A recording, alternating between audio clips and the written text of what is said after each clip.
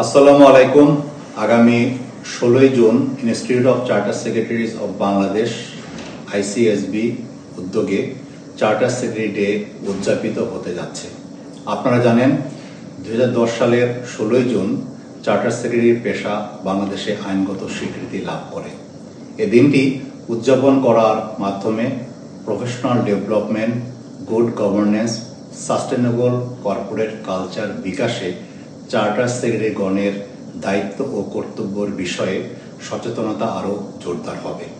পাশাপাশি ব্যাংক, আর্থিক প্রতিষ্ঠান, বীমা, তালিকাভুক্ত কোম্পানি, বহুজাতিক কোম্পানি সমূহে good governance, compliance, ethical leadership প্রতিষ্ঠার মাধ্যমে ট্রান্সপারেন্সি, অ্যাকাউন্টেবিলিটি, ফেয়ারনেস নিশ্চিত করার ক্ষেত্রে চার্টার সেক্রেটারিগণের ভূমিকা সকল স্টেক হোল্ডারকে জানানো এই আয়োজনের অন্যতম লক্ষ্য।